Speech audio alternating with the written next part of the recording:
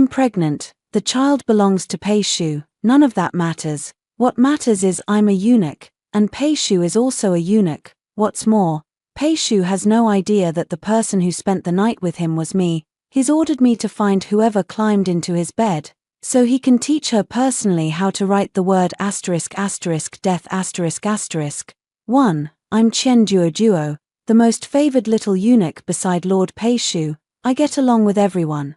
And my future looks bright. If only I hadn't gotten drunk on New Year's Eve. If I hadn't been drunk, I wouldn't have ended up in bed with Pei Shu. If I hadn't been drunk, I wouldn't have found out that Pei Shu is actually a **fake eunuch **. I'm fake too, of course. But I'd hidden it perfectly. Not even eunuch she, who used to share quarters with me, noticed a thing. Now, though, I'm this close to being exposed. This morning, while serving Pei Shu his meal, the smell of lamb soup turned my stomach. And I retched. Before I could react, Pei Shu flew into a fuss and sent for the imperial physician. My heart sank, but I couldn't refuse. Imperial physician Lin felt my left wrist, then my right, and said nothing for a long time. His expression was grave, as if I were dying of some terrible illness.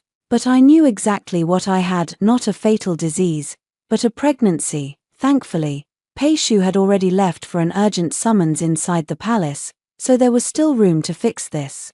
Imperial physician Lin hesitated to speak. I had to bite the bullet and prompt him. With the supervisor gone, Your Excellency may speak plainly. Imperial physician Lin glanced at my face, his voice barely a whisper. Eunuch Chen, I believe you have a happy pulse. Well, there went all hope. But the problem still had to be solved. Your Excellency, would you do me a favor? Imperial physician Lin nodded cautiously. Just name it. Your Excellency, my lips shall be sealed. Worth his place in the palace, I thought, quick on the uptake. Prescribe me a formula, then, something that works fast, so the supervisor doesn't suspect a thing. Imperial physician Lin hesitated, then finally wrote out a prescription after much thought. 1 dose a day, Your Excellency, 7 days straight. And it will be done. Since when did an abortion pill take 7 days? I didn't ask, I didn't dare. Even with Pei Shu gone, we kept our voices low and vague, afraid of walls with ears. As soon as the prescription was written, we both fled in a hurry, terrified of running into Pei Shu's devilishly handsome face. 2. After the first dose, my heart settled halfway. Only then did I have the mind to sort through the chaos and absurdity of that New Year's Eve. It was my 3rd New Year at the supervisor's manor. Unlike the previous 2 years, Pei Shu, who had gone to the palace banquet, was late returning, not a trace of him by the hour of high, without his intimidating presence. The younger servants ran wild, daring to sneak drinks. It wouldn't have been a big deal, otherwise, eunuchs Lu, Shou, and she wouldn't have lowered themselves to join in. At first, I held back, thinking I had to wait on Pei Shu when he returned. I didn't join their mischief, but Pei Shu never came. The 4 of them tempted me, and I gave in, drinking a few cups. I hadn't known they'd stolen *** imperial sweet Osman thus wine ***. It tasted sweet and smooth at first, but the after effect hit like a hammer. By the time Pei Shu returned, I was so drunk I could barely tell east from west. Thankfully, Eunuch Lu was reliable. He personally escorted me back to Pei Shu's Kanglan courtyard, so I wouldn't wander the manor in the middle of the night. He even gave me 2 mint candies to clear my breath, so the supervisor wouldn't smell the wine on me. Sucking on the candy, I carried a wet cloth to help Pei Shu wash his face, only to find he was even more drunk than I was. The corners of his eyes were flushed. His eyes soft as spring water. If he hadn't been holding a long whip, he would have been a pleasant sight to behold. I didn't sense the danger yet, stepping closer with the cloth. Supervisor, this servant will help you. Wash your face. My tongue felt heavy, probably from the mint candy. Pei Shu didn't even look up. He lashed out with his whip. Get out. If he hadn't been drunk and missed, that whip would have torn my face to shreds. Staring at the cloth whipped from my hand, most of my drunkenness vanished in an instant. Your Excellency, forgive this servant. I'll leave at once. I was just about to escape when the devil called me back. Send Chen Duo to wait on me. Supervisor, is it possible that the one you just whipped is me? Chen Duo, no reasoning with him. I picked up the cloth and turned back. Supervisor, Chen Duo is here to help you wash your face. Pei Shu narrowed his phoenix eyes at me for a long while, then took the cloth. Why is your face swollen? I swallowed the mint candy tucked in my cheek, destroying the evidence. It's not swollen. Supervisor, you're mistaken. Snacking in front of my master. Did I want to die? But drunk Pei Shu was unreasonable. He squeezed my face, looking left and right. This servant saw it clearly. Swollen. Open your mouth. The candy was already gone, so I stuck out my tongue confidently for him to check. The next second, the world spun. Pei Shu slammed me onto the bed. 3. When Pei Shu's tongue kissed mine. I still didn't understand what was happening. By the time I realized, we were already tangled together. I later found out that the eldest princess had been reckless that night. She'd colluded with the emperor and drugged Pei Shu. If Eunuch Fu hadn't followed, Pei Shu would have fallen right into her trap. After that absurd night, I stumbled out of Pei Shu's bedroom, supporting myself against the wall and my aching waist. Just as dawn was breaking, between shock and terror, I developed a high fever. And thanks to that fever, I didn't give myself away. 3 days later, I returned to serve Pei Shu as if nothing had happened, but as soon as I appeared, he frowned at me in disgust. Why are you wrapped so tightly? Even wearing a scarf, I shrank back, neck tucked in. Terrified he'd yank it off in anger and see the marks on my neck. Your Excellency, it's terribly cold. This servant is afraid of freezing. Pei Shu scowled and threw a heavy fur-lined cloak at me, letting it go. I hugged the fluffy cloak and breathed a sigh of relief only to be terrified by the object in his hand. Come here, have you seen this before? I stared at the jade pendant I'd worn close to my body for 18 years and lied through my teeth. This servant has never seen it. Eunuch Fu says you were the one waiting on me that New Year's Eve. Yes. Did anyone else come into my bedroom? This servant saw no one. Pei Shu lowered his eyes, leaned closer, and whispered. After I fell asleep that night, someone entered my room. This was left behind by that person. My hands and feet turned ice cold. I dropped to my knees with a thud. Have mercy, supervisor. Pathetic. Pei Shu hauled me up, looking thoroughly annoyed. I called you here to investigate, find out who snuck into my bedroom that night. Your Excellency doesn't know. I was drugged. I didn't notice. Drugged. I took a deep breath, feeling suddenly alive again. And, if you find her, what will you do, supervisor? Pei Shu sneered coldly, his phoenix eyes sharp as blades.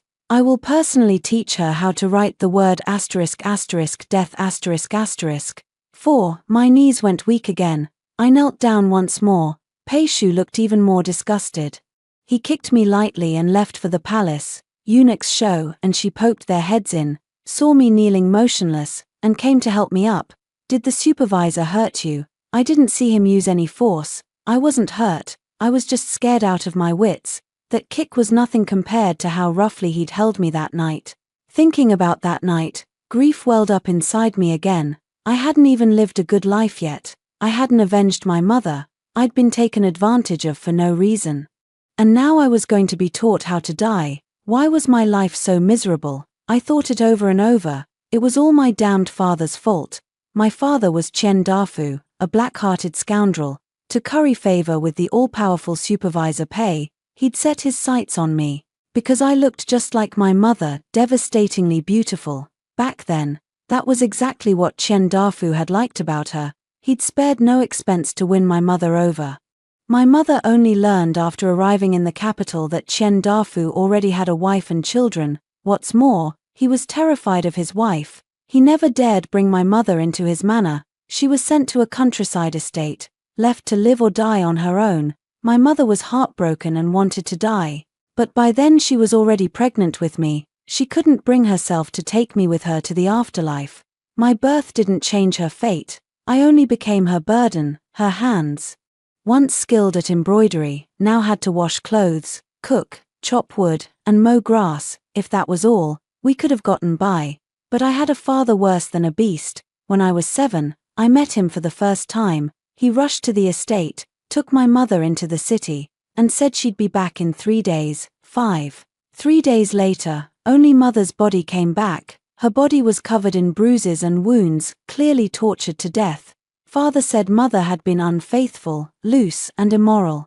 He'd planned to take her in as a concubine, but she'd messed around with other men. When caught, she'd hanged herself in shame. But that was a lie. Mother had promised me she would never leave me alone. She would never have killed herself. That shameless father of mine had begged mother, weeping, to serve a nobleman, he said, just one night, and he would take her back to the manor and make her his official concubine. Mother refused with all her life. In the end, she was tied up and thrown onto that man's bed. When she was sent out again, she was dead. After mother died, my life became even harder.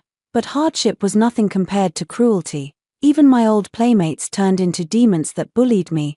They blocked me on the road where I gathered firewood and grass, hitting, scolding, and shoving me as they pleased. When no one stood up for me, they grew worse, tearing at my clothes, making me kowtow and kneel before them. I lived like this for 3 years.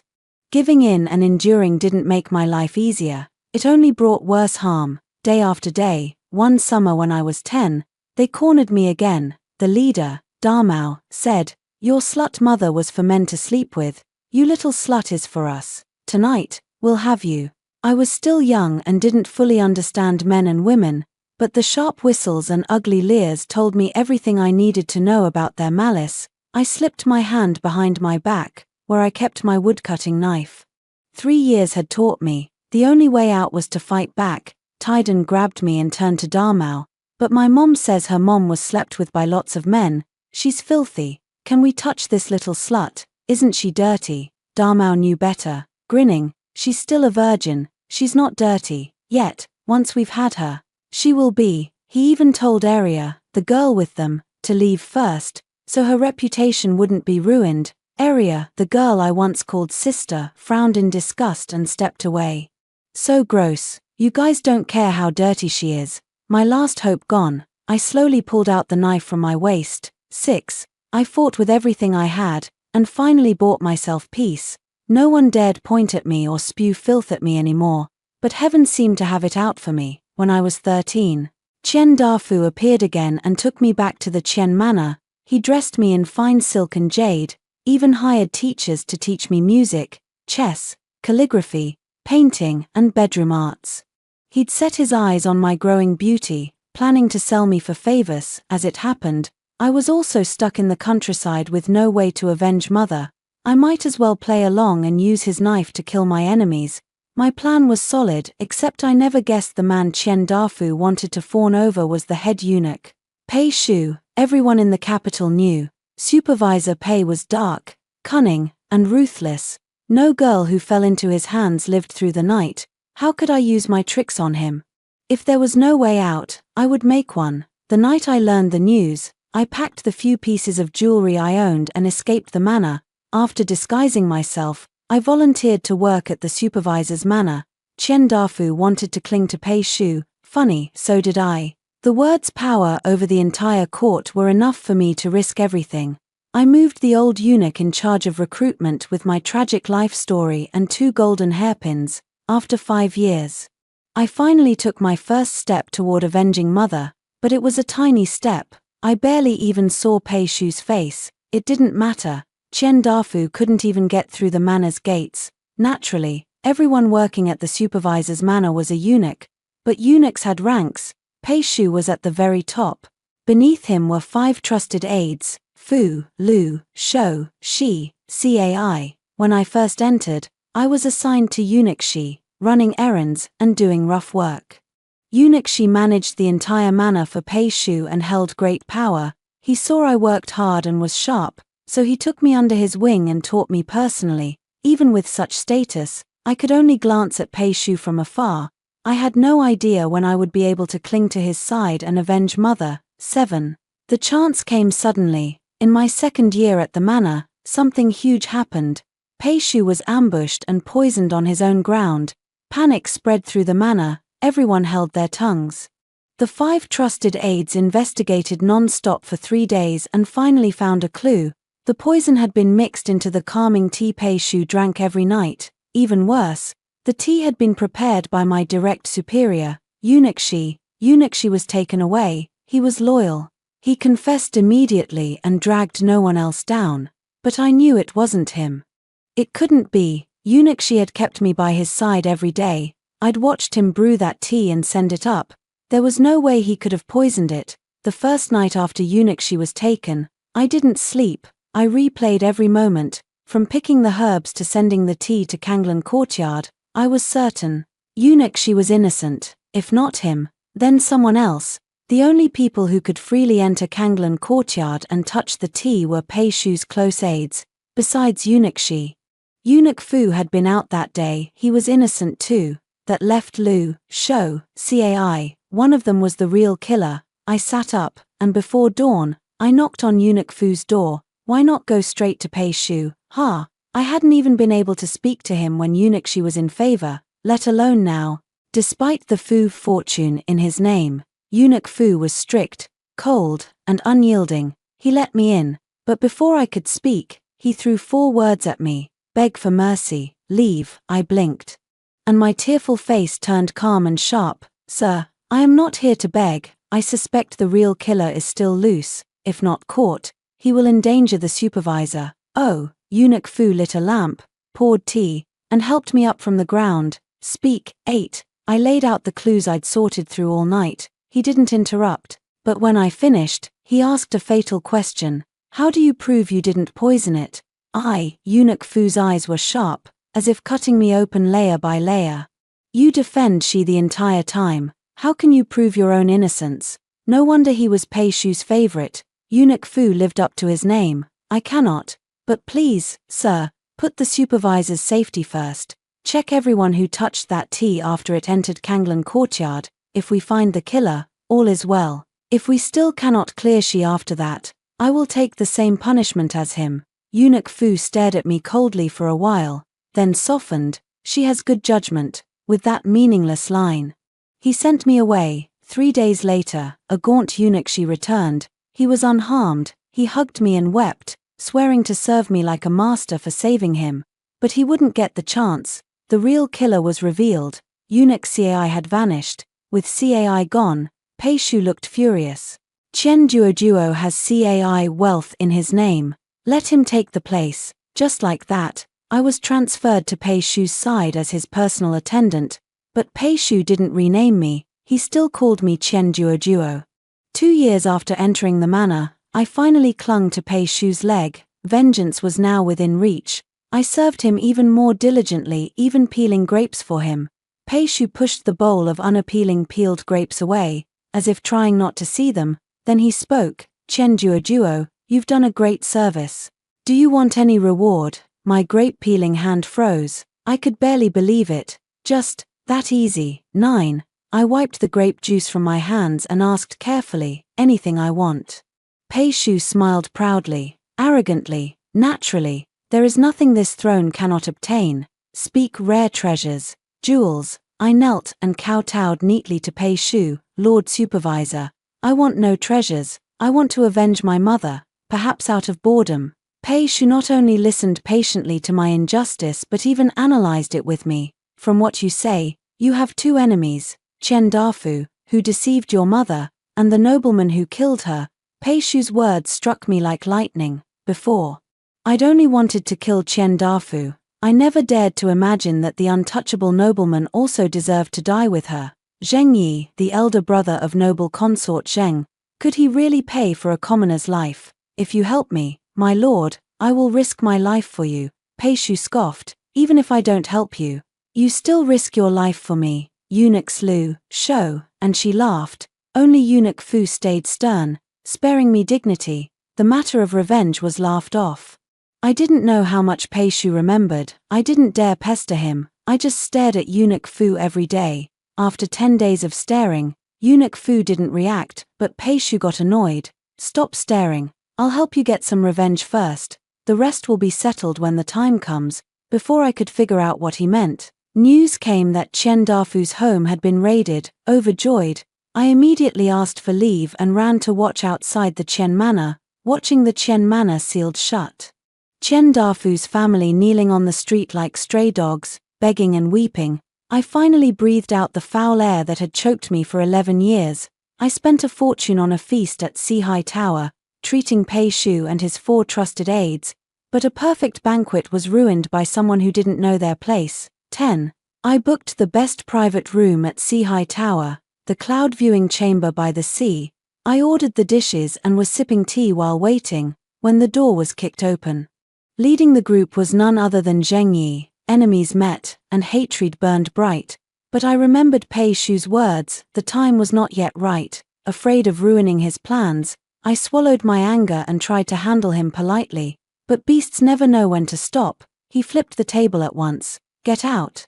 This place belongs to your grandfather. How arrogant. I wanted to pick up the cold dishes from the floor and smash them into his face. The manager was trembling with fear.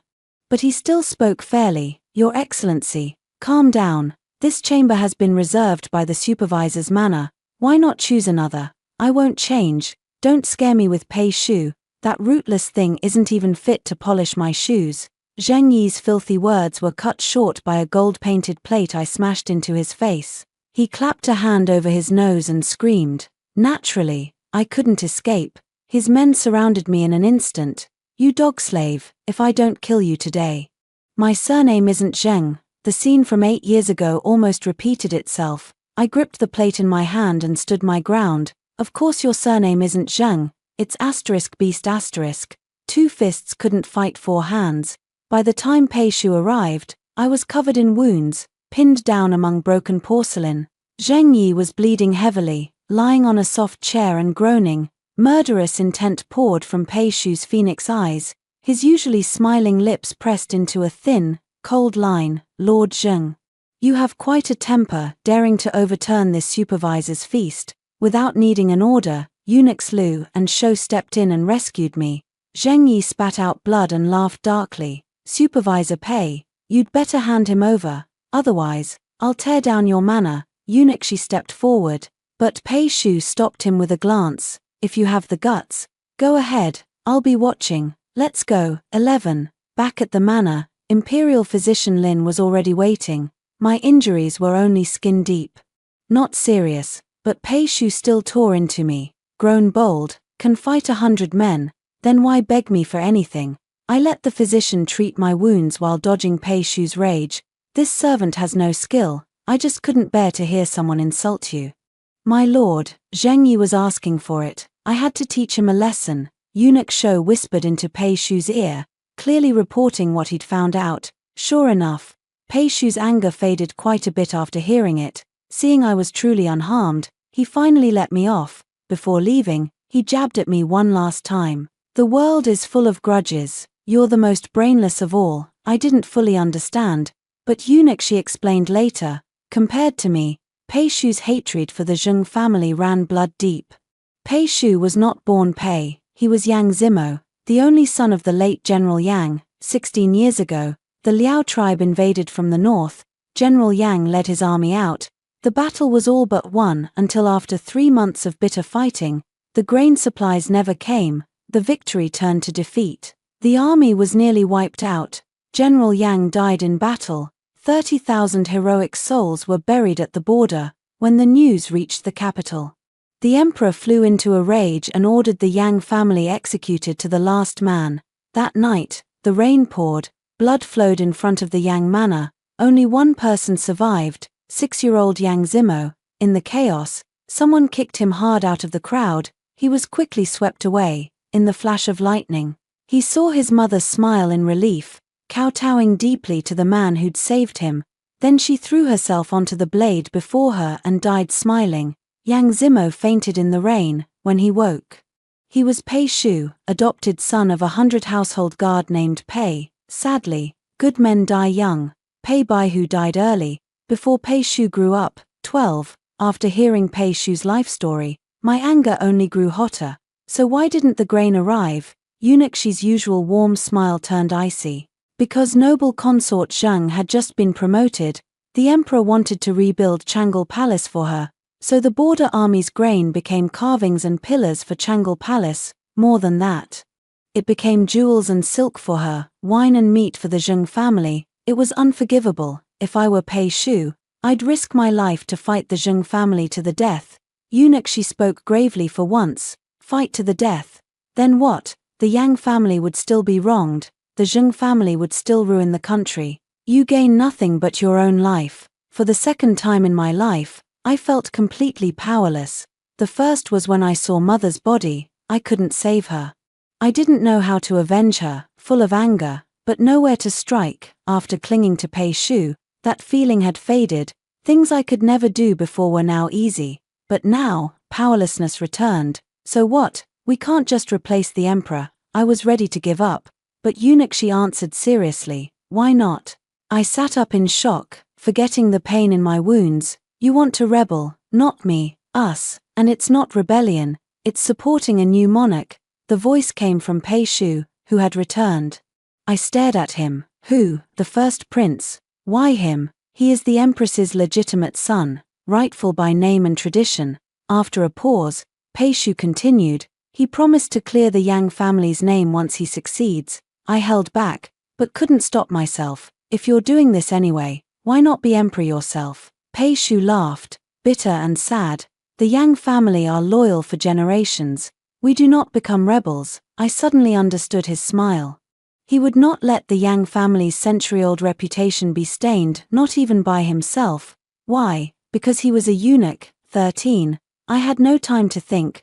Pei Shu returned because noble consort Zhang had struck. She sent for me to enter the palace, supposedly for questioning. Everyone knew I would not come back alive. If I'd known, I would have beaten Zheng Yi more at Sihai Tower. Pei Shu's handsome face was dark as water. He issued orders in quick succession. Shouzi, take Qian Duoduo away. Fuzi, come with me to the palace. Luzi, notify the first prince. Shizi, stay here and stand by. Eunuch Shou acknowledged and reached for me. But I didn't move. I'm not leaving. I might be stupid, but I'm not a fool. If I ran now, I'd give the Zheng family an excuse to attack Pei Shu. After years of planning, how could it all collapse because of me? I'm going into the palace. She wants to question me. Good. I want to ask her if she really knows nothing about Zheng Yi murdering innocent women. Nonsense. Shouzi, take him away. I won't. As we stalemated, a sharp laugh came from outside. Supervisor Pei, what a lively scene. I'd seen this man once. Eunuchan, head eunuch in noble consort Zheng's palace. Pei Shu's eyes turned completely cold. The noble consort clearly would not let this go. Before leaving the manor, I looked back. This might be the last time I saw it. To be honest, I didn't want to go.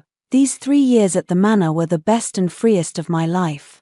Everyone treated me well. Pei Shu even avenged me. He hadn't killed Qian Dafu directly, but it was enough to comfort Mother's spirit. I had no skills, nothing to repay them with, but at the very least, I wouldn't ruin their great cause out of cowardice. 14. Eunuchan led me winding through the palace paths, and right in front of Changal Palace, we ran into the first prince, hurrying along, dignified, elegant, like a jade tree. He bore the air of an emperor. No wonder Pei Shu chose him. But I didn't like him. He seemed gloomy, and not half as good-looking as Pei Shu. Still, after he spoke, I decided to like him a little. Eunuchan, tell the noble consort, I've taken a fancy to this little eunuch's looks. I want to keep him in my palace for a few days. Please grant this to me. Eunuchan did not argue at all. He bowed and withdrew, back at the first prince's Chenyuan hall. Even I, slow as I was, understood what had happened. I kowtowed to him sincerely. The first prince looked me up and down. So you're Qian Duoduo? Was he asking a question he already knew the answer to? I stole a glance at his gentle, modest face and still managed to read ***, nothing special *** in his expression. I collected my thoughts and bowed properly again. Thank you for asking, Your Highness. This servant is indeed Qian Duoduo. The first prince huffed and said no more, not even telling me to rise. He picked up a book and spoke, half to himself, half to me. Pei Shu is getting ambitious. He makes me come personally for a little eunuch. No sense of priority. Heh, there went my fleeting goodwill. Without Pei Shu, you'd be nothing. I complained inwardly while secretly rubbing my knees. I wasn't the only one who'd forgotten my place. The first prince had too. I'd only had a few good days and already thought myself precious. When Pei Shu arrived, I was still kneeling. Pei Shu knelt far more properly than I did. And the first prince actually accepted his bow without moving an inch. Where did he get the nerve? Pei Shu shot me a cold glance, stopping me from stirring. Lord Pei, you know better than anyone. Kindness has no place in command. Do not let softness ruin our great cause. Your subject remembers. I take my leave. 15. Once we left the palace and climbed into the carriage, Pei Shu finally relaxed his hold on me. You can speak your mind now. I had too much pent-up frustration to put into words. In the end, I only asked him. Pei Shu nodded. He is the only one. It was infuriating. Picking a phoenix from a sparrow's nest, and he was worse than the rest. Amazingly, Pei Shu smiled. My apologies, Eunuch Chen. After the whole ordeal, we'd escaped danger. It was dawn by the time we returned to the manor.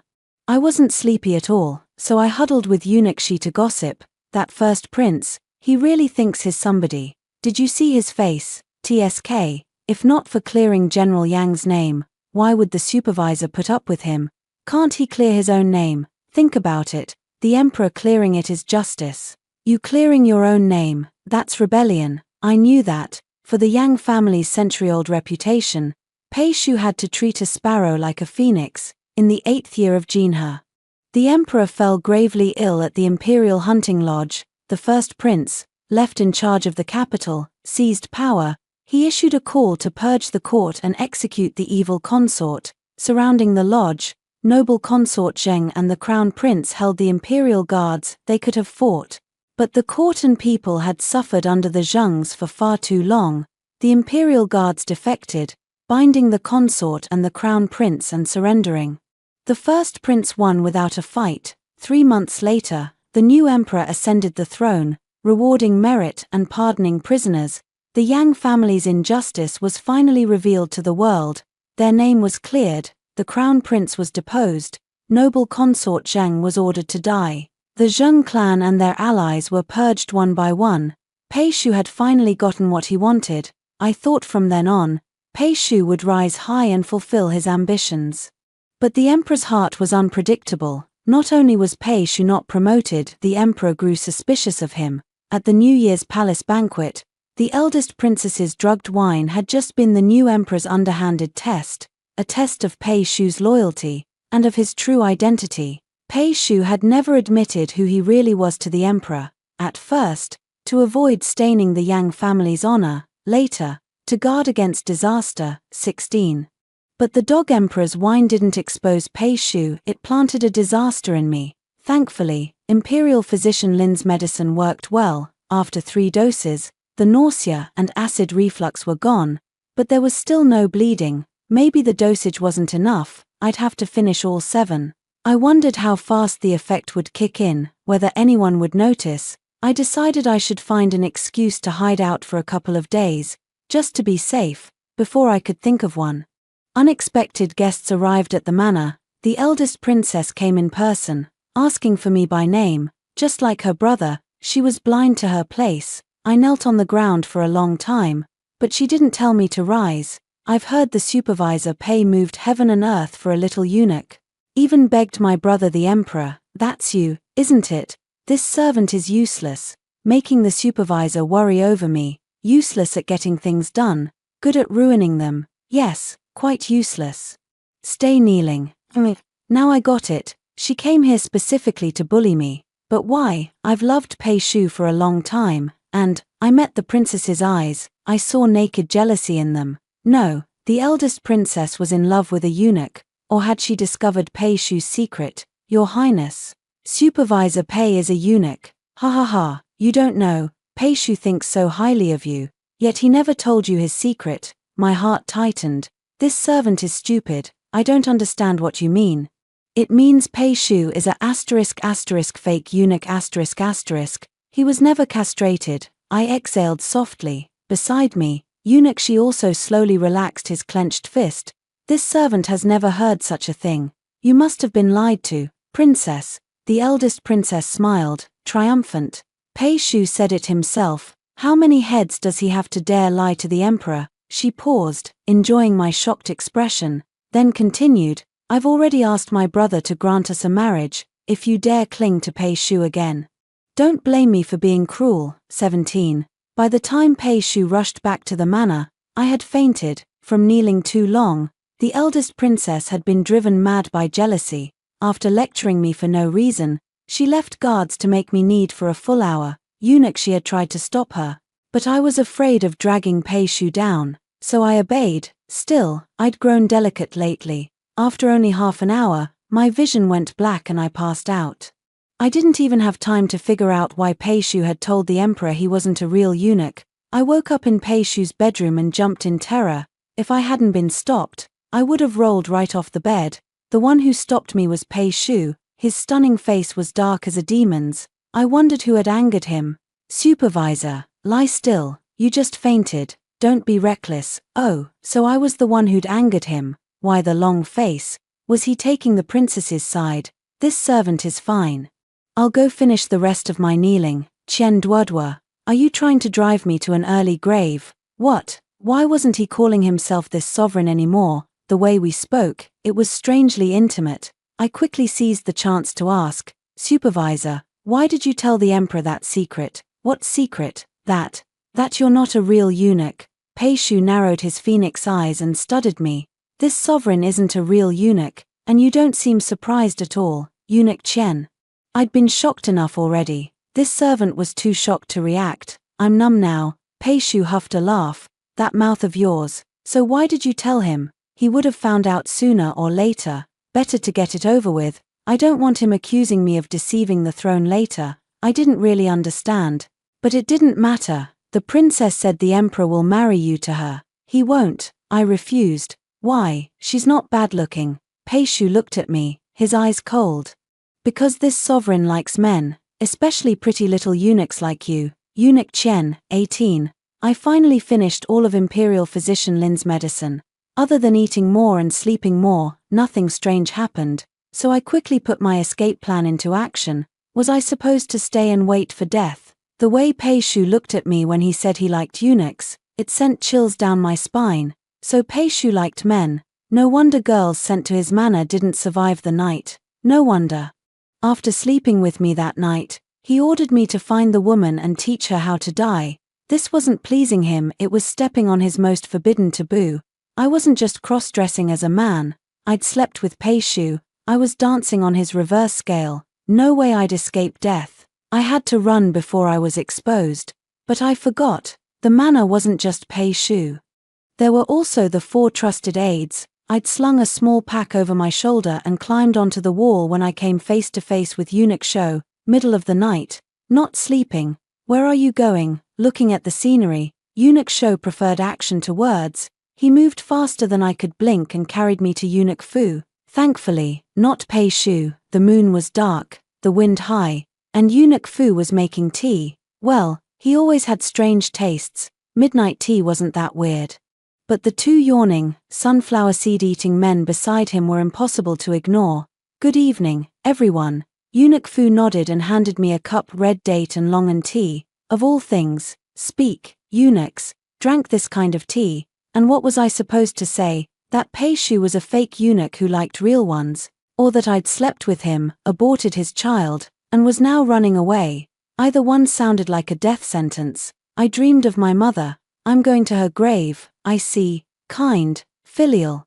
Not taking the supervisor with you. 19. Unlike my panic, Fu, Lu, Shou, she were all eerily calm, and every word they said terrified me. You're going to abandon him after leading him on. Not nice. You already slept together. My soul nearly left my body. I clung to my last lifeline. But the supervisor and I are both men.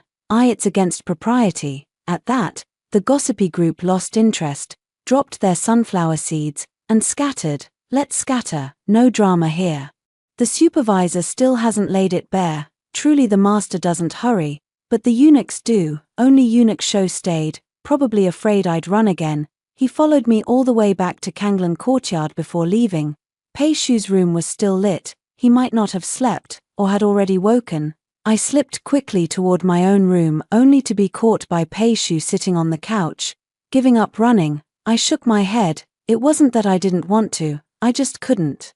But I still had to fight for my life. Supervisor, I really am a man. Pei Shu sighed. If you say so. He pulled me into his arms, his breath warm against my lips. Then this sovereign shall share a broken sleeve with you. 3 months later, we were tangled together again. I was sober, and so was he. Even after everything ended, I still couldn't understand how we'd ended up like this. Pei Shu's hand was still gently stroking my waist, making me shy. I'd gained a lot these days. Mostly around the middle. Supervisor, don't touch my waist. Why, I think I got fat. Pei Shu's hand stilled. After a long while, I heard a murmur, fuzzy with sleep. You won't even admit you're pregnant. Before I sank into dreams, I hummed vaguely, thinking, there's no baby. I took the abortion medicine. All 7 doses, 20. After that night, I lived with Pei Shu, forced by him, of course, and he acted as if he couldn't see all my slip-ups. It didn't feel good, but the more lies I told. The longer time passed, the less I knew how to speak up. I was anxious by day, restless with dreams at night. After a few days like this, I saw Imperial Physician Lin again. The fetus is stable. Your Excellency need not worry. What? I took 7 doses of your abortion medicine, and now you say the fetus is stable. And right in front of Pei Shu held me down as I flailed to attack the physician, and thanked Lin. Thank you, Imperial Physician. This sovereign will reward you generously. Imperial Physician Lin left with a smile, not caring if I lived or died. I dropped to my knees, begging for my life. Have mercy, Supervisor. I never meant to hide it. I disguised myself as a eunuch only to avenge my mother. I never dared covet you. I shouldn't have gotten pregnant.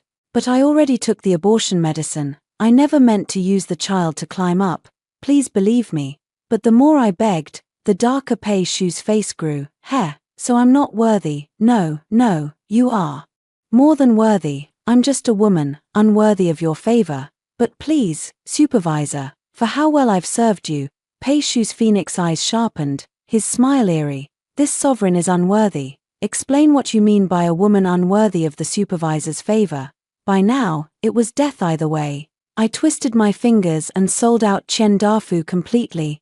Chen Dafu told his wife that you're obsessed with beauty but ruthless. No girl who falls into your hands lives through the night. Pei Shu laughed in anger. And you believed him? Well, but no girl has ever left the supervisor's manor alive. 21. Pei Shu was angry. He still ate and slept with me, never speaking harshly. But I knew he was angry. I thought it over and went to Eunuchshi for advice. We chatted all afternoon, and I left with needles and thread. He said palace ladies used these to win favor. But I wasn't trying to win favor, and I didn't have their skill. I stayed up half the night. The stitches on the pouch were worse than the pricks on my fingers. When Pei Shu saw it, he threw all my supplies away. The next day, he handed me directly to Eunuch Lu. Take her to the manor. My heart sank. I didn't want to leave, but I still kowtowed properly to Pei Shu and said, "Take care, Supervisor." Pei Shu flicked his sleeve and left without looking back. On the carriage, I cried so miserably that Eunuch Lu comforted me while calculating his accounts. Enough. I know you don't want to leave him. You'll be back soon. How could I come back? Pei Shu didn't want to see me anymore. Why else would he send me so far away? The carriage traveled for over an hour, any further, and we'd leave the capital. The manor was huge and well kept. I was led to a quiet courtyard full of women, weaving, spinning, embroidering, all busy. Was this where I'd live from now on? Eunuch Lu, will I stay here? Stay. Take a closer look. I looked again and saw several unusually beautiful girls, one embroidering a phoenix and peony rose, saw us and came over. Greetings, my lords, you're too kind. Are you well? Yes, better than ever. Thank the supervisor for giving me a second life. My heart skipped a beat. Was this? Eunuch Lu nodded. The pretty ones you see, they were the girls sent to the manor. Sending them back would have meant death. The supervisor brought them here to learn a skill, so that was why. After leaving the embroidery workshop, Eunuch Lu showed me around more. The manor also has orphans the supervisor took in. A teacher teaches them to read and write, but they also work in the fields. No free meals. I praised sincerely. This is wonderful. It was far better than my childhood. 22.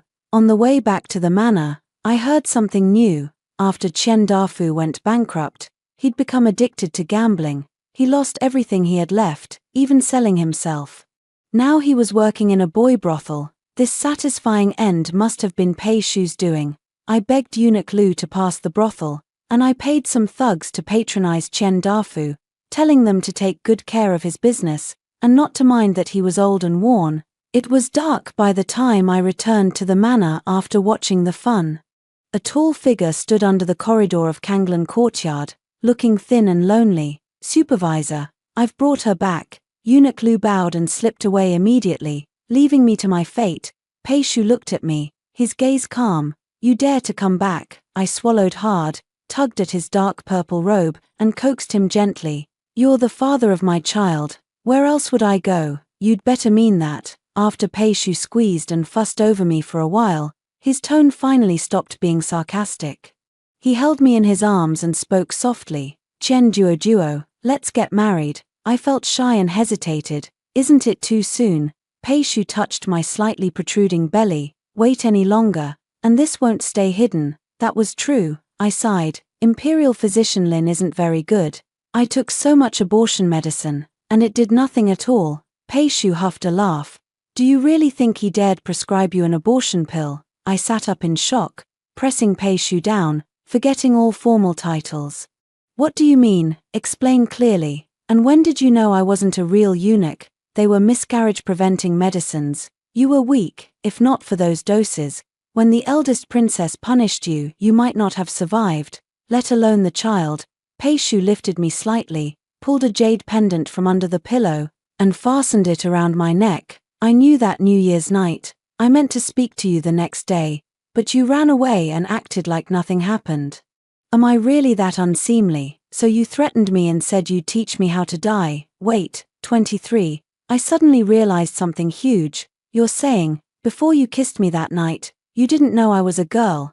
Then why did you kiss me? What if I really was a eunuch?" Pei Shu held down my flailing self and kissed me softly. "I already told you, if you really were a eunuch, this sovereign would still share a broken sleeve with you. Chen Duo, I love you, no matter your identity. No matter your gender." Our wedding was simple, we had no family, and we didn't care for grandeur. If Fu, Lu, Shou, she hadn't insisted on drinking wedding wine, I would have skipped the feast entirely. That was real silver. Oh right, Pei Shu had resigned. I cared about silver even more now. The new emperor had been determined to marry the eldest princess to Pei Shu. When he heard Pei Shu had married in secret, he flew into a rage. Pei Shu didn't back down, he handed in his resignation directly. The Yang family's name had been cleared, he no longer cared for court intrigue. On the surface, I clapped and cheered. Inside, I worried, would the emperor turn on them? Would Pei Shu be in danger? How would we support our family? How long would my savings last? I worried so much I could barely eat or sleep. Every little noise made me think the emperor was plotting something. Pei Shu saw it, but said nothing. The day after we married, he took me to the docks early. We sailed south, straight to Jiangnan. Inside the luxurious ship, Pei Shu sent away Fu, Lu, Shou, Shi, then knelt before the couch and handed over his private savings. I stared at the stacks of banknotes and deeds and suggested sincerely, "Can we switch names? You be Chen Duo." Pei Shu closed the box and placed it in my hands. "No need.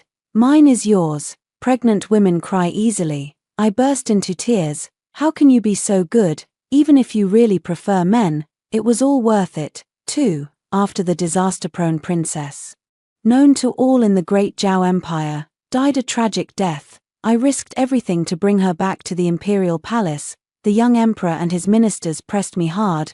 They said that once a princess had married, she could no longer be buried in the royal mausoleum. But what did the royal mausoleum matter? I placed my sword against the young emperor's neck and smiled, cold and resolute. The princess was unparalleled in this world. Even if we dig up the late emperor's tomb and lay her to rest there, she deserves it. 01. Changsheng was dead. He died on the snowy day he loved the most. Changsheng had been a little beggar, once my only companion in this world. When I named him Changsheng, meaning long life, all I wanted was for him to carve out a path in this chaotic world and live on, long and safe. But it seemed it was only my wishful thinking. This boy who had been shouting joyfully before me just 2 days prior Auspicious snow promises a good harvest. Today, there was nothing left but a corpse. Changxing had been beaten to death with clubs for offending the son of Marquis Pingyang. So even as the heavy snow buried half of his already frozen body, no one buried him, or rather, no one dared. I dug him out of the snowdrift, bit by bit, and carried him on my back.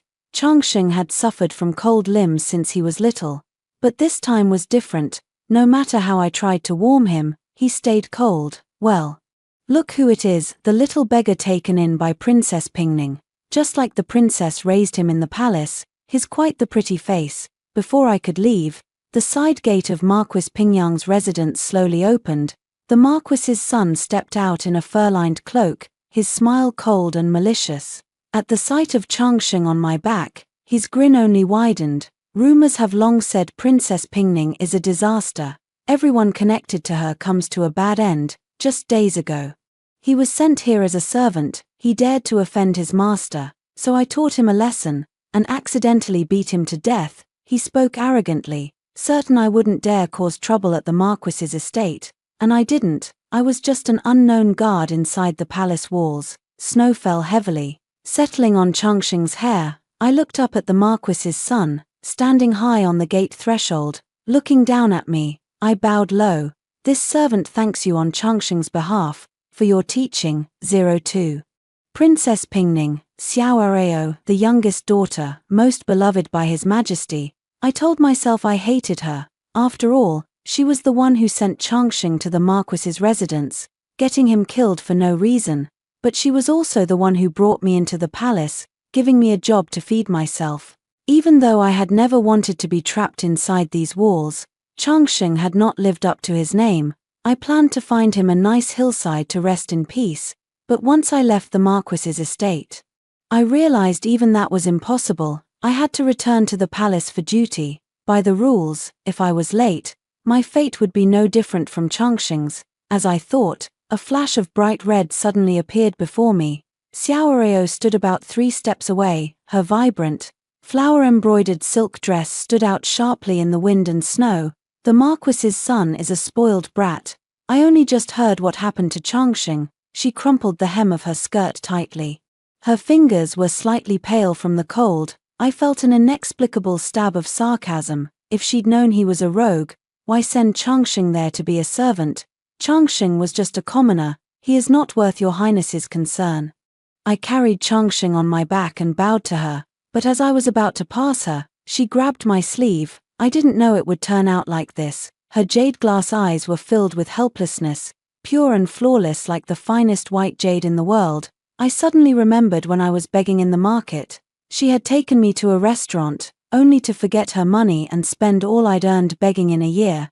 It had been a snowy day just like this. She had looked just as helpless.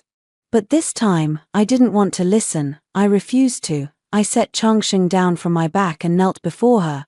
I still remember when you took me to that restaurant. Your Highness, you said the market was lively, and you wished you could come every day. I told you, people come and go every day, but few can afford the roasted chicken in that restaurant. My trousers were soaked through in the snow, the bone-chilling cold numbing my legs. Xiaorao froze for a moment and hurried to help me up.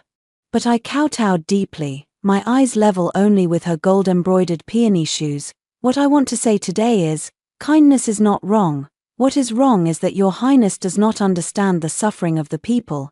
Things are different now. I can afford that roasted chicken. But your Highness and I, we still walk different roads. The hand that had been reaching for me hung in midair. Xiaorao stood in the snow for a long while, clearly shocked by my words. When my legs went completely numb, I heard her speak, her voice hoarse. I wanted to learn, but no one ever taught me. 03. How could a beloved imperial princess have no one to teach her to care for her people? I didn't believe her, yet there was something strangely inconsistent about Xiaorao that made me think she might not be lying. Like how the emperor clearly doted on her, yet ignored the rumors calling her a disaster. Or how she tried her best but could only assign me to guard the deserted palace. I couldn't understand it. And Xiaorao didn't seem inclined to explain why no one had taught her. For days, she hurried about, busy with something unknown, until one day, she came to me as joyfully as a rich man who'd found a treasure. father said next spring. He and mother will tour the realm incognito. I begged him for so long. And he finally agreed to take me too. Her face lit up with delight, even brighter than when she'd snuck out of the palace before, but I didn't share her joy.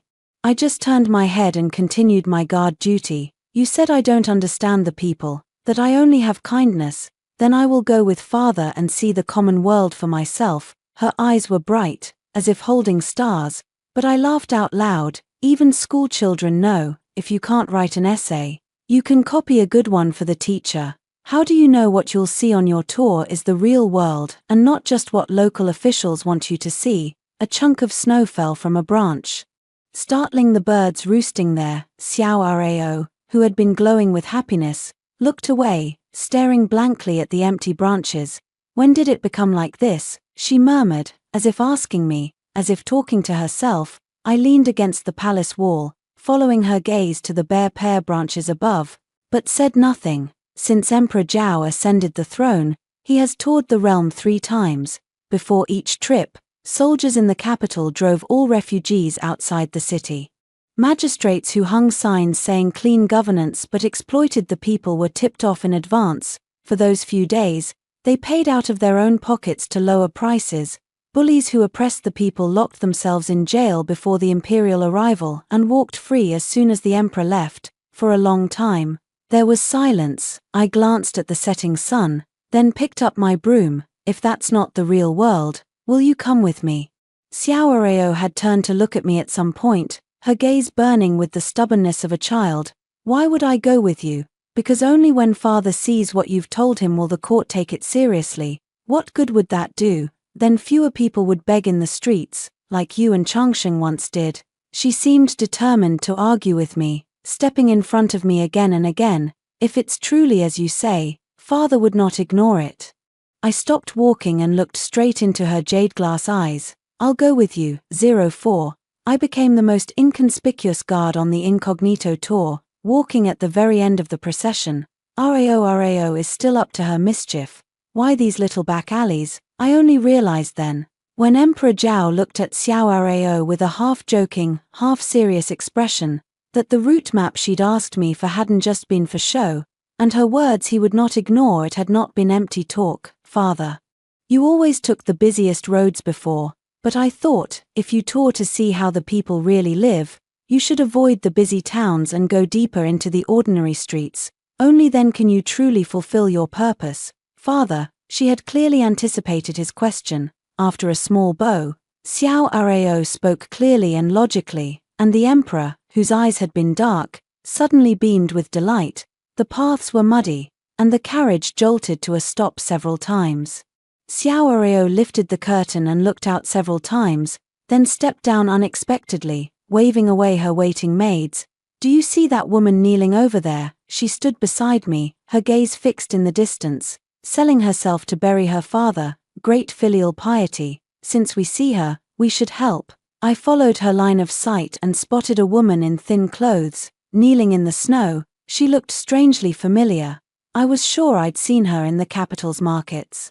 But that was to be expected. This kind of trick could only fool a sheltered noble flower like Xiao Rao, who thought kindness always brought goodness and knew nothing of how the world really worked. With that thought, I reached out and stopped Xiao Rao before she could walk over, my expression calm. This woman used the same trick in the capital. Scenes like this are common in the streets. If your highness helps everyone you see, you could empty the national treasury and still not be enough.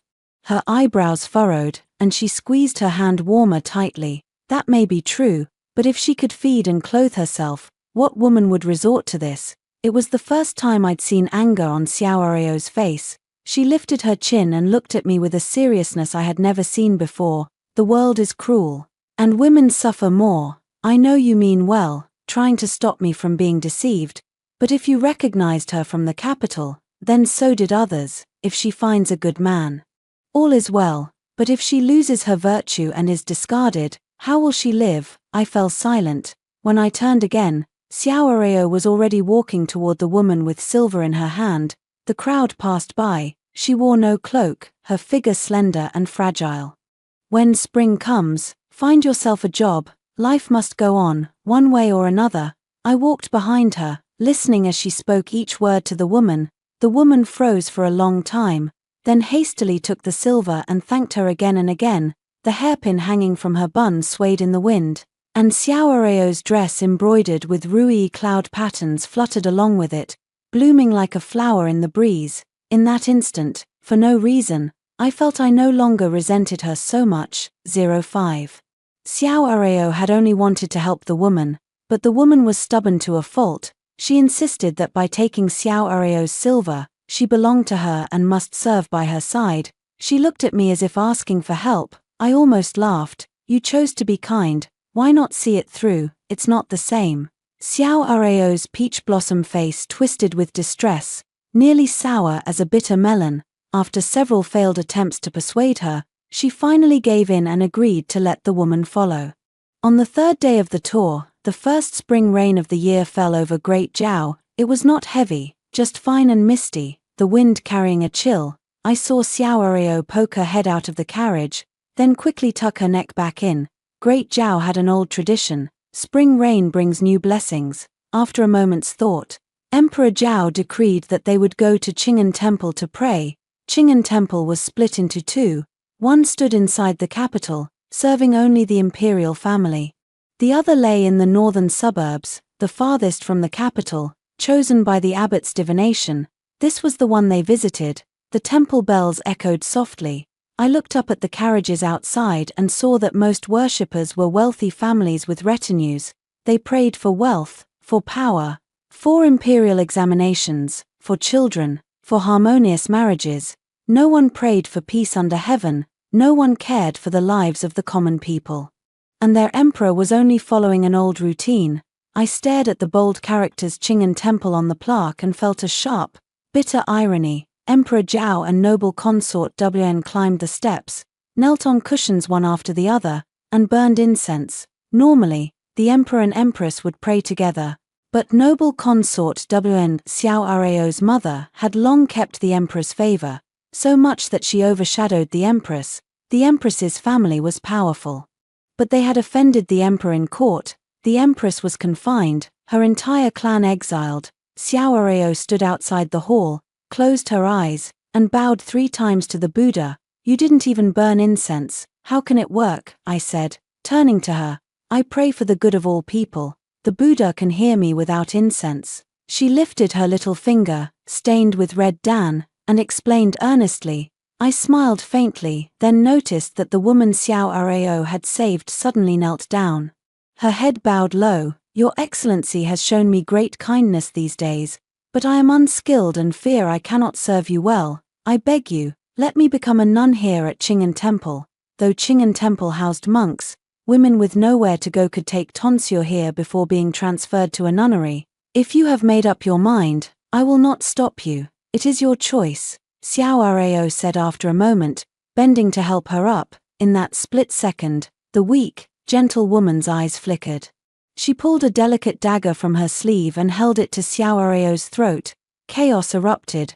Worshippers huddled inside the hall, not daring to move an inch forward. I drew my sword, staring sharply at the woman who had secretly planned to kill Xiao Areo.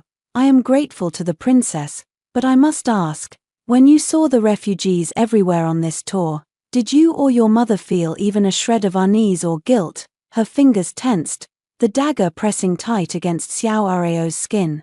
From where I stood, I could see the skin redden. The crowd murmured at Xiao Areo's revealed identity. Noble consort Wn, who had rushed over, was already sobbing. Whoever you are, whatever your grievance, release Princess Pingning now, and I promise you will not die. You may speak your piece, the emperor said, supporting the trembling Wn. Spare me, the woman muttered. Then she snapped, dragging Xiao Areo backward. Living or dead means nothing to me now. My father died of cold. My brother and husband died at war. I hate being a woman, unable to earn enough to buy medicine for my father. But I hate you more, the disaster-prone princess who brings endless war to Zhao's borders, and your mother, the beauty who ruined the realm. The wind lifted her wide sleeves, revealing bruised wrists. She seemed not to feel it, her words still dripping with blood and grief. Only a few soldiers accompanied them. They could only surround the woman. I waited until she was lost in sorrow and rage, then snatched a bow from an archer and shot an arrow straight into her chest. With a heavy thud, the farce ended. Noble consort Dublin tore free from the emperor at the same moment, crying bitterly as she held Xiao Rao in her arms. I glanced at the woman. Her eyes were wide open. She died without closing them. 06. I won the emperor's favor for saving Princess Pingning. He looked down at me and first asked my name. This servant was born a refugee. I have no name. Since you have none, the emperor thought for a moment, then spoke, shocking me. I grant you the imperial surname. From today, you are Xiao. As for your given name, he glanced at the arrow in the woman's chest. You have such skill, take *ce*, meaning to gallop. I kowtowed and thanked him. When I lifted my head, I met Xiao Arao's gaze. She was staring at me, her eyes holding emotions I could not understand. Because of the assassination and the new year approaching in half a month, Emperor Zhao ended the tour early. Imperial guards from the capital surrounded the carriages like a wall, and the procession returned to the city in grand formation. At the relay station for the night, the emperor remembered me again, his newly named guard, and gestured. You will be on duty tonight. Guard outside. The cool spring wind stirred the windows, shadows flickered inside, the moon was cold, the night deep. Only candlelight glowing, thousands of stars shone outside the door, but in the silence, I suddenly heard noble consort Wan's sobs. If your majesty has any pity for this concubine, silence the world's slander against Rao. After that, silence. Then came the voice that had named me that day. Enough. If I had not brought you into the palace, you would never be a noble consort. As for Pingning, his voice softened, but still carried the indifference of a ruler. She is my youngest daughter. If she receives my favor, she must bear the slander. But Rao has not yet come of age. She has been called a disaster since birth. Even if your majesty thinks this concubine is greedy for palace life, Rao is your own daughter. She has done nothing wrong, your majesty. It was as if a hand had clamped over my throat. I heard nothing more from Dublin. So what? Do not forget, I favor you only to suppress the empress's clan, a consort from a pleasure house. Living at my mercy, I can discard you any time I wish. The candle flame dimly flickered, but my heart raced with every word. I finally regained my senses only to meet a pair of misty eyes. It was Xiao Rao, in red, holding a plate of pastries. 07. I had heard every shameful secret. And the person spoken of stood less than a step away. I panicked, not knowing whether to hide or stay. Xiao Rao saw my discomfort and forced a smile, waving her hand. Xiao Ce, would you accompany this princess to the long pavilion outside? It was the first time she had emphasized her title in front of me, yet her tone held none of the arrogance of rank. I nodded silently and followed her. A pear tree grew outside the octagonal pavilion. It was young, far thinner and less lush than the one in the palace. Xiao Rao sat and handed me a pastry. She stared at the tree and spoke softly. I planted this pear tree when I was 4. I loved pear blossom cakes, so father ordered every relay station to plant one. He said no matter where I married, I would see pear blossoms and eat my favorite cakes. I had long wondered why pear trees grew everywhere in Zhao. I never imagined the story behind them. I looked at the half-eaten pear blossom cake in my hand, then turned to her. Do you still love them? Silence lingered. After a long while, Xiao Rao looked away and shook her head with a faint smile in the moonlight. They're too sweet. I no longer like them. Only mother still treats me like a child. Every spring, she picks the best blossoms and has the kitchen make them for me. I thought of Wan's sobs earlier, and how she had broken down when Xiao Rao was attacked. I felt a quiet relief that Xiao Rao at least had a mother who loved her deeply. I was not born in the palace. Mother only entered the palace after giving birth to me. A small smile lifted her lips, as if she was recalling something sweet. I was not yet full term when I returned to the palace. At that time, the Shiman and Great Zhao were constantly at war over the border. So father granted me the title Pingning, meaning peace at the border, hoping the wars would end soon. The night fell quiet for a moment. The night wind blew through the leafless branches, snuffing out the glowing lantern. At first, everything was fine, but later, for no reason, Mother suddenly forbade me from visiting the central palace. Then the empress was confined. Rumors spread that my mother was a wicked consort who destabilized the throne, and that I was a disaster, born to bring endless border wars. The night was silent. The bright moon was mostly hidden by clouds. I could not see Xiao Areo's face clearly, but I knew she was crying. Everyone inside and outside the palace says father dotes on mother deeply. Even the gifts sent to my palace are finer than those for my brothers, but at the same time, they fear us terribly. They tremble when speaking to us. Later, I noticed that father and mother often argued, and it always ended with mother holding me, weeping, her body covered in injuries. I did not know what to say, or rather, I felt nothing I could say would be right. Only then did I understand why Princess Pingning, despite all her favor, could only assign me to guard the deserted palace, why Emperor Zhao ignored the rumors calling her a disaster. Everything that made no sense to others finally had an explanation. It was because Emperor Zhao, our emperor, was mediocre and incompetent, yet afraid the world would blame him. He needed someone to throw out to silence the people. So the consort, the princess, it just had to not be him. I noticed you in the market that day because your eyes looked so much like mother's. Later, I tried so hard to bring you into the palace because you were the only one who didn't distance yourself from me after knowing who I was. I've always wanted to tell the world that mother is no wicked consort. She's just a puppet in someone else's hands, a poor soul in this world. So when you said I didn't understand the people, only had kindness, I begged father to take me to see the real world. I gave that woman silver, hid my identity from her. But why? Why after I saved her, she still died right in front of me? She turned to me suddenly, her hair ornaments swaying, tears still wet on her face. I had no answer, nor did I know how the woman had learned Xiao Areo's identity. She did not seem to expect one. She looked away and forced a bitter smile. Maybe, I really am a disaster. Xiao Areo truly believed that. This time, she did not even give me, a bystander, a chance to argue. Still, I took a pear blossom cake from the plate and awkwardly pressed it into her hand. I have never thought you were. I have always believed that blaming a woman for a dynasty's rise and fall is just an excuse for scholars who cannot defend their useless emperor. So even when I hated you for not understanding the people, for thinking your good intentions excused everything, I never once saw you or your mother as a curse. The cake crumbled into pieces in her palm. She stared at me in shock, then threw herself straight into my arms. Princess, thank you. The fabric over my chest was soaked through with tears, warm and damp. Xiao Areo's hair pressed against my chin, and the scent around me was sweet pear blossoms. After a long while, she stood up. The moon broke through the clouds over the pear tree. The cold moonlight made Xiao Areo, already in red, even more striking. She lifted the plate of cakes, her eyes shining like starlight. About Changsheng, I was thoughtless before.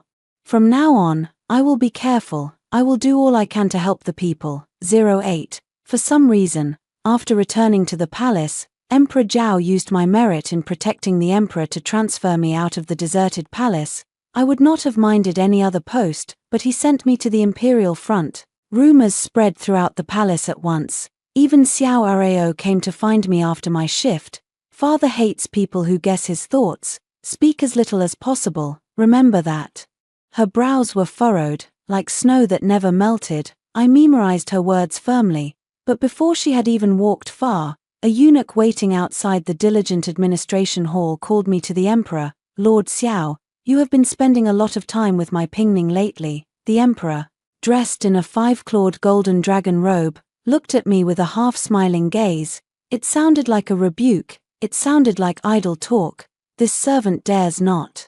I have only seen the princess looking unhappy since returning, so I boldly found small things to cheer her. I knelt properly, and quickly bowed low. Oh, then I too have a worry. Can you ease it for me? All those who eased worries for kings ended up discarded like worn-out hounds.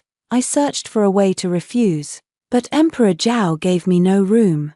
He stepped down from the dais and walked toward me in 2 or 3 strides. Rumors say I love beauty too much, that I will neglect court and become a foolish emperor. What do you think? I dare not discuss court affairs. Your Majesty, I permit you to. Silence stretched on. I listened to the birds chirping outside, and finally found my voice. The common people do not sit on the throne, so they cannot know its hardships. Your Majesty has always been diligent. I believe your Majesty must have your reasons. The emperor before me fell silent. After a long while, he placed a hand on my head. You saved me the other day and asked for no reward. I had your background investigated. I recall you had an old friend named Changxing. My back stiffened. Yes, your Majesty. I did not find your family, but I found his elder brother. He lives in poverty, and some illness has addled his mind. He twisted the jade ring on his thumb, then bent to help me up. If you understand my hardship, then stay by my side, be my first blade. You can give him a peaceful life in return. Green bamboo swayed, birds chirping now and then. I bowed my head, lowering myself to the dust. This servant, thanks your Majesty for your grace. 09. Emperor Zhao sent me to the Eastern Depot. Officially a promotion, in truth a demotion. Compared to the powerful ministries, the Eastern Depot was in decline, but that was exactly why the emperor trusted me with it entirely. I became his hound, watching the court and collecting evidence against officials. During one such mission, I unexpectedly spotted Xiao Rao among the refugees. Gone were her luxurious noble robes. In that moment, she was like fresh green leaves after rain, unremarkable, yet clean and bright. She saw me too, probably because of the 2 or 3 men with me. She only smiled slightly, then took a child's hand and left. I quickly dismissed my men and chased after her, after turning down a few narrow paths. The view opened up unexpectedly. There stood a row of shabby but well-repaired houses. A sign hung there, written neatly, *** Charity Hall ***. The Charity Hall houses refugees.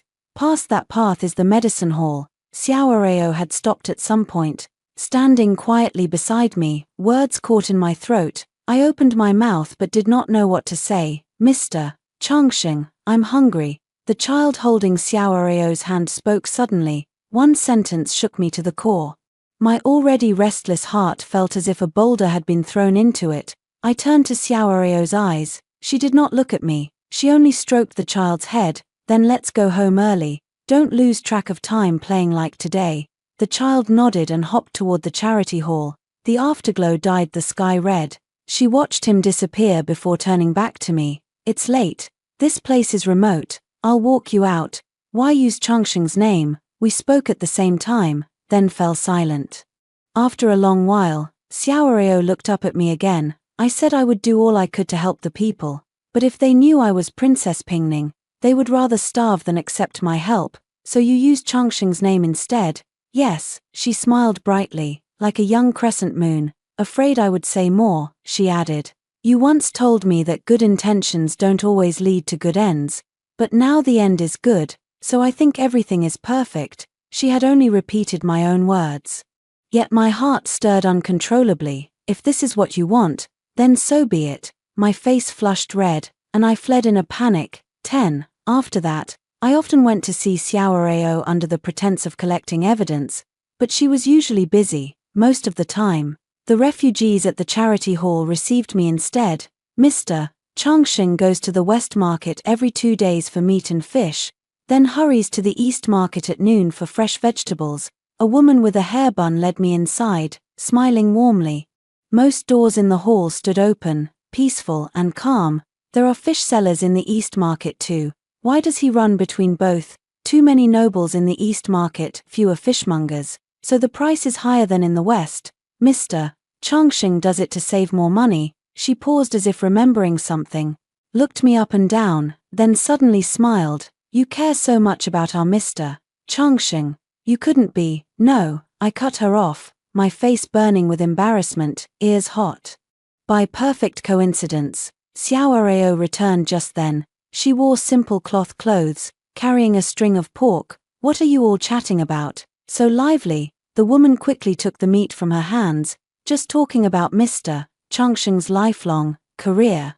We're wondering if we should hire another teacher for the children here. I shot the woman a pleading glance. She seemed to understand, smiled, and fell silent. Hiring a teacher was only an excuse to cover my slip. But the listener took it to heart. Xiao Rao thought for a moment, then nodded seriously, her eyes bright as she looked at me. I've been thinking the same. Why don't we go to the market and ask the scholars right now? Before I could hesitate, she made up her mind and dragged me out. The market was as busy as ever. Xiao Rao held my sleeve and wove through the crowd. We finally stopped at a stall covered in hairpins and flowers. Fireworks burst in the sky. As if 1,000 stars had fallen into her eyes. "This hairpin is lovely," she said, holding up one with a simple pearl flower.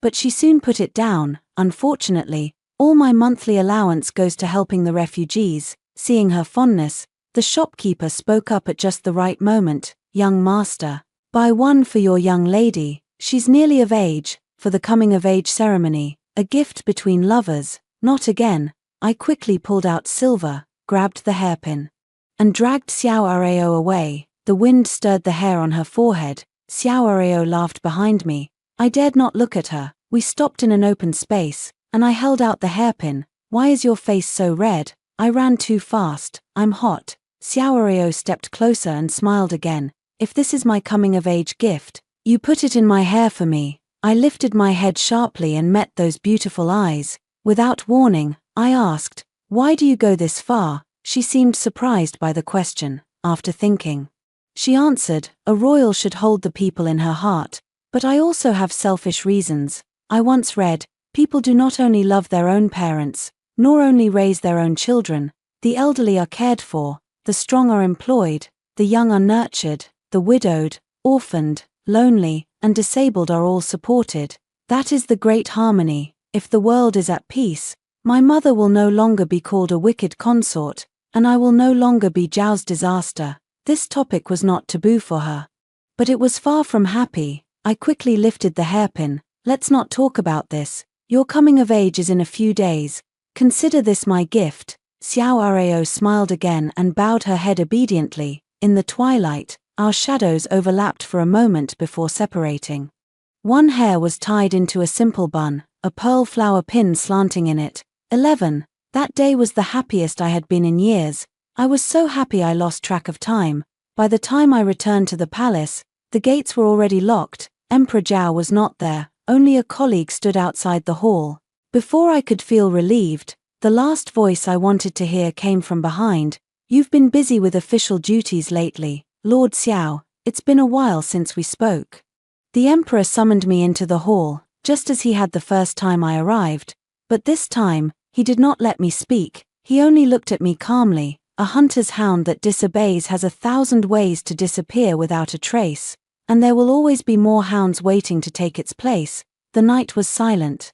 The floor inside the hall was colder than the snow the day Changsheng died. "He who wins the people wins the empire.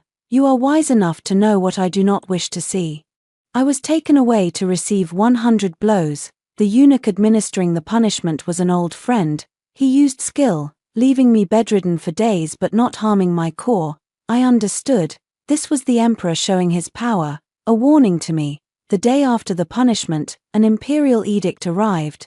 I was ordered to reflect in seclusion. No one was allowed to treat my wounds. It should have been miserable, but I felt only relief, because no one included Xiao Rao. If she pretended not to know, she could stay on the emperor's good side, but I did not expect her to come. She crawled in through a dog hole behind the eastern depot wall. I brought pastries and medicine. "Eat something, then put this on." Her long dress was covered in grass and dust. Her hair was messy, with only the pearl flower pin still in it. "I'm fine. Leave the supplies and go back. It'll be bad if you're caught." I moved too quickly in panic and tore my wounds, gasping in pain. "Supervisor, let me help." The eunuch who had beaten me pushed the door open, saw Xiao Rao's disheveled clothes, and froze mid-sentence. "If my people weren't useless and lost my favorite incense burner, I wouldn't have to come myself," Xiao Rao said quickly. Obviously also startled by the visitor, she spoke fast, then fled as if afraid of being exposed. "An incense burner that looks like a pastry box. That disaster princess really is something else. She is not a disaster, and she is far from ordinary." The eunuch stared at me in confusion, having never heard anyone defend her before, but he did not ask. Neither did I explain. Xiao Rao did not need to be explained. I would make the world know everything she had done. 12. once I could walk, I returned to the emperor's side. But I immediately sensed something was wrong. Ministers came to the hall in groups, as if discussing something major. As I was lost in thought, a minister's voice suddenly came from inside. Your Majesty, if the shaman truly say that marrying one of our legitimate princesses will end the war, it would be the best strategy. My heart tightened, but I kept my face calm, listening to the minister's opinions. All of them agreed. My blood ran cold. The empress had no children, and her clan had just been wiped out. If the emperor deposed her and made noble consort Wn the new empress, then Xiao Rao, just coming of age, would legally become Great Zhao's legitimate princess for marriage. I knew this aging emperor too well. If sacrificing a princess could keep the throne safe, he would welcome 100 such chances. Lord Xiao, His Majesty summons you. The eunuch's voice pulled me back. I entered and saw the emperor, his face tired. Before I could kneel, he waved me to rise. The shaman raided the border repeatedly. But our treasury is empty, our soldiers weak, we cannot fight. So your Majesty means, I almost knew what he would say, but I still lowered my head. Pretending not to know, praying it was not what I feared, I intend to register Pingning under the Empress's name. As legitimate princess, she will marry the shaman for peace. Registered under the Empress, she could never call noble consort Wn mother again. I spoke without thinking. Your Majesty, you cannot. It was far too disrespectful. The Emperor's gaze bore down on me at once. You have other opinions. I heard the ministers say the shaman demand a legitimate princess. But they know we have none. Seeing the Emperor frown in thought, I dared continue. Everyone knows Princess Pingning has always been under noble consort Wn. If the shaman send spies, they will find out and have another excuse for war. This gain is not worth the loss. So you suggest I depose the Empress and make Wn Empress? The Emperor asked, seeming to consider. Deposing the Empress is momentous. Her clan still has ties to many noble families. It would be difficult. He grew frustrated and looked up at me. I know you are close to Pingning. She brought you into the palace from the market, saving you from homelessness. He paused for a long time before continuing. Now I am sending her far away. Do you resent me? His eyes held clear suspicion and testing. I lifted my robe and knelt straight down. I dare not, Your Majesty. I am grateful to the princess, but I owe her only gratitude. If her marriage can bring a century of peace, I think it is for the best. Rain must have started outside the hall. I could hear water dripping onto the blue stone steps. Emperor Zhao waved a hand, his eyes tired. Let me think. You may leave. I held a bamboo umbrella and saw noble consort Wn hurrying over in the distance. For the best. I repeated the words I had spoken before the throne. I wanted to laugh for no reason, but I couldn't. My heart felt pierced by thin, fine needles, from the outside in, like a file cutting into flesh. 13. Someone spread rumors. News of repeated border defeats spread quickly. Everyone in the capital lived in fear. Yet no general stepped forward. All there was, noble consort Wn kneeling outside the palace until she fainted in the rain, and commoners guessing when the emperor would marry Xiao Rao to the shaman. Night wind blew through the walls, extinguishing several palace lanterns. I walked and stopped, relighting them one by one. Xiao Ce. Someone called my name, a familiar voice. I looked up. Xiao Rao stood not far away. Back in her palace robes, no one was behind her. She held a single lantern alone, like a lingering soul trapped in the deep palace. Can you look after mother for me? Xiao Rao, I'll take you away. We spoke at the same time, then fell silent. The flickering candle inside the lantern cast a small light on the ground. In that dim glow, I watched Xiao Rao smile and shake her head gently. I could leave with you, but if I do, what happens to the displaced people? What about mother? Xiao Ce. You received the imperial surname for protecting the emperor. I didn't. I was born a princess of Great Zhao. This is my duty. I imagined her refusing, for her mother, or out of fear of imperial power. But it was neither. Even if you go, the people will still call you a disaster. They'll think you deserve it. So what? Xiao Rao looked at me, her gaze clear and pure, just like the first day I met her. It was the first time I wished Xiao Rao could be selfish enough to care only for herself, or less stubborn. listen to me, let me take her away. But she wasn't. Xiao Rao knew exactly what going to the shaman meant. She knew the people would not treat her mother kindly because of her deeds. She knew everything. When I think about it, it is only right I go. I was born into luxury, never hungry or homeless. I must bear what a princess should. Besides, you once told me to care for the people. They cannot suffer more. I found it ridiculous. The so-called disaster to the world was just a girl barely of age. And this girl was stubborn enough to want peace for those who spat on her. Seeing I said nothing, she pulled the pearl flower pin from her hair and placed it in my palm. The one I had given her before her coming of age. Look after mother, if you can. Wait for me to come home. I could find no more words. I stepped back, clutching the pin tightly. This servant Xiao Si shall not fail your highness's trust. 14. The day Xiao Rao married was the awakening of insects. She wore a phoenix crown and rosy wedding robes, with a 10-mile red procession. Wedding papers scattered along the road swirled in puddles. It should have been a day of renewal, but I felt no joy. Noble consort WN was never made empress. Xiao Rao was registered under the deposed empress instead. For the first time, I saw how useless my cleverness was against absolute imperial power.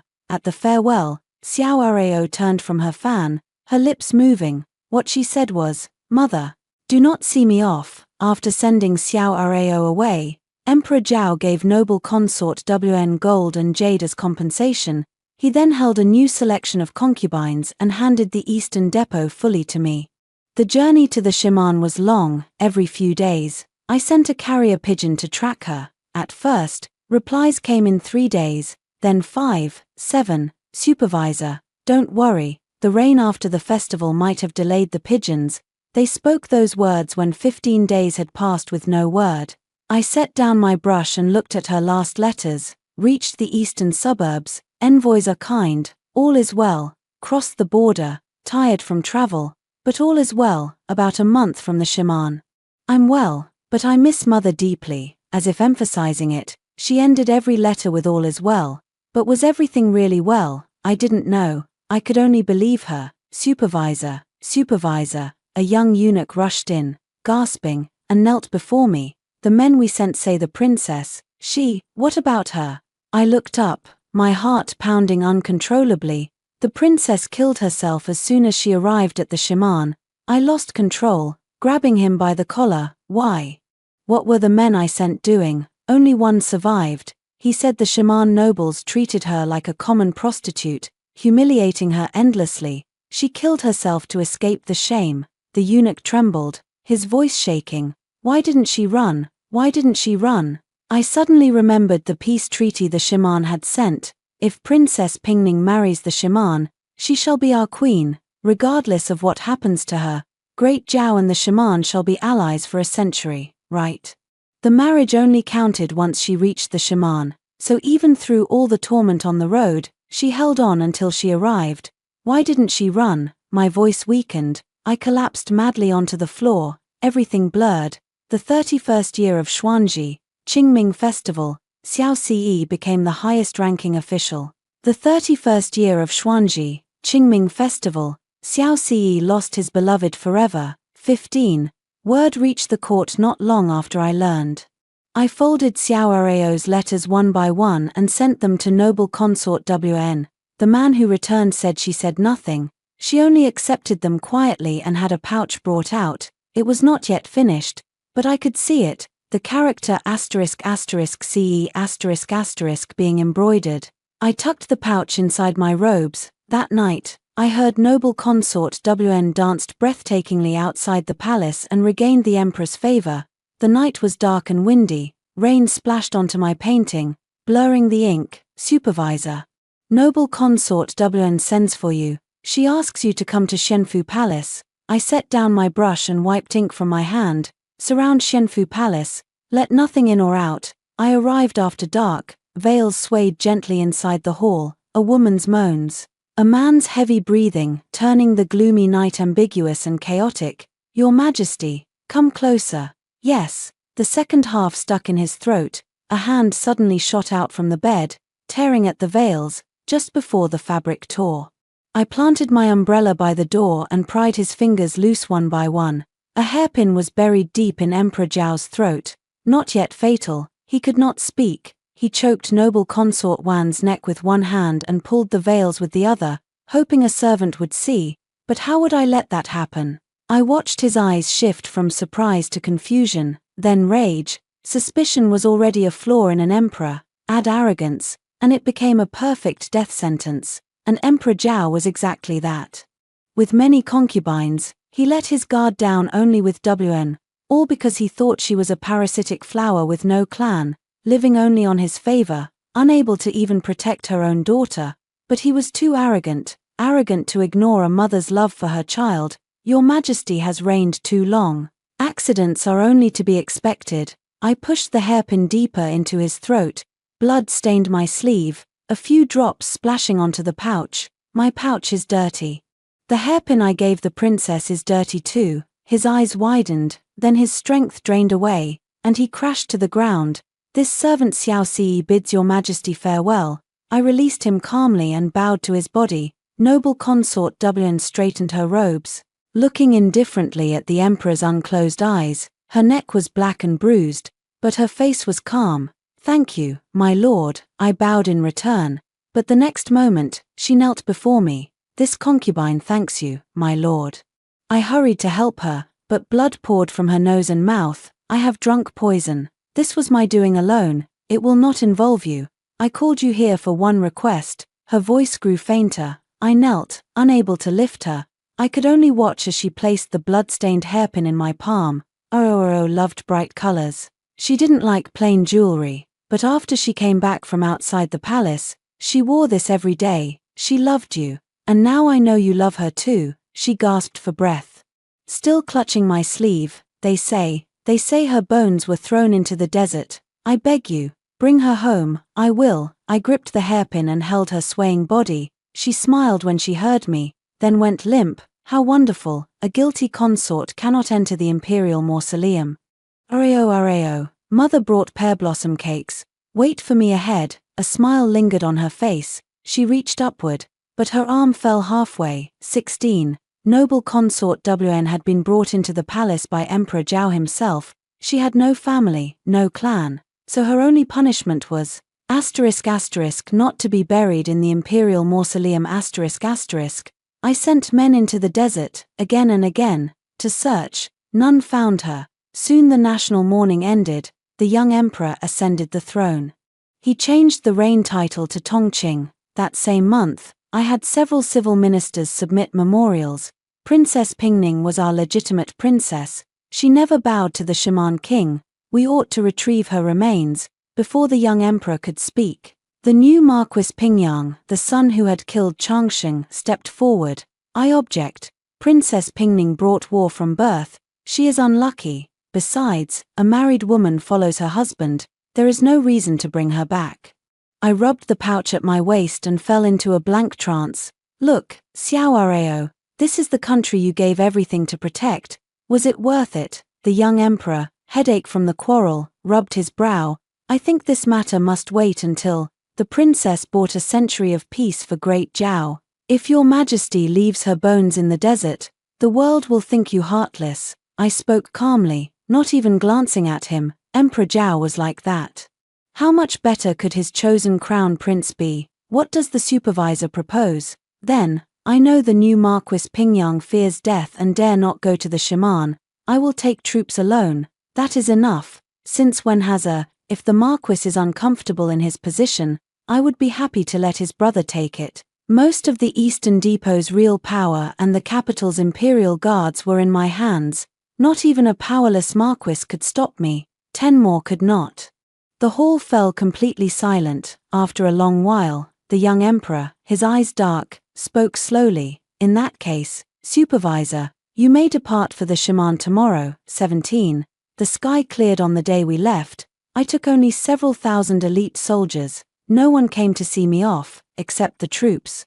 I harnessed 2 fine horses, having them carry a Nanmu coffin I'd had skillfully made. The desert sand was like snow. Wind mixed with grit stung the eyes. I suddenly thought of Xiao Areo. She was the kind of girl who would pick flowers even when visiting refugees. If the desert wind had chafed her skin, she would have cried, "Supervisor, there's a Buddhist temple ahead. The men are exhausted. May we rest?" I lifted my eyes and saw the temple at the desert's edge. "You've all worked day and night. We'll camp outside tonight and rest." The temple was small, its bricks and Buddha statues worn. The first thing I saw when I entered, rows of eternal lamps before the Buddha, no names, no ranks. Just spread out, like a life flashing before one's eyes at death. I stepped in, wanting to light one for Xiao Rao. The abbot was an elderly monk. He stared at me for a long time. At last, he bowed, "Amitabha, if you sense a departed friend near you, you must pretend not to notice, otherwise, that soul may scatter forever." What departed friend? I laughed inwardly, but nodded under his gaze. But almost the moment the lamp lit up, I heard Xiao Rao's voice, 18. She probably didn't know I could hear her. She spoke more than usual, not as reserved as when we met. "Liar, you promised to bring me home. You made me wait in the desert for half a year." My nose stung. I answered silently in my heart, "I'm sorry. I came too late." I didn't dare respond. I didn't dare show it. The treaty between Shiman and Great Zhao stated, leading troops across the border would be a breach of peace. So the next morning, I ordered the soldiers to stay at the nearest post. I rode alone deeper into the desert, farther. It's on a small sand dune. I was about to dismount and search when Xiao Rao floated in front of me. Muttering, "Farther still," I urged the horses onward. After crossing a wide, dry riverbed, I finally saw the dune she'd spoken of. Sand and wind raged, desolation everywhere. I knelt in the yellow sand and dug, handful by handful, 1 day, 2, 3, 5. When my water was nearly gone, I finally saw her remains. So this is what I am now. Xiao Rao squatted in front of me, looking at her own bones. Her face lonely. She was looking at her past self, and I was looking at her now beyond my touch. After a long while, I turned away and lifted her remains gently. The coffin was deep. A long gap remained after I laid her inside. Xiao Rao was confused. She circled it several times. "I've never seen a coffin this deep." "Fool, deeper, so you wouldn't have to listen to the court's hypocritical words." I stared into the distance. I would not forgive any of them, and I would not let Xiao Rao hear a word of it.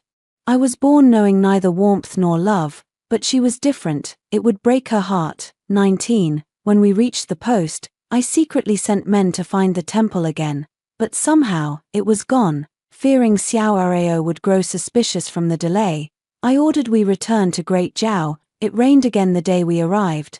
The young emperor and all officials met the coffin at the city gate, but his next words turned my face cold.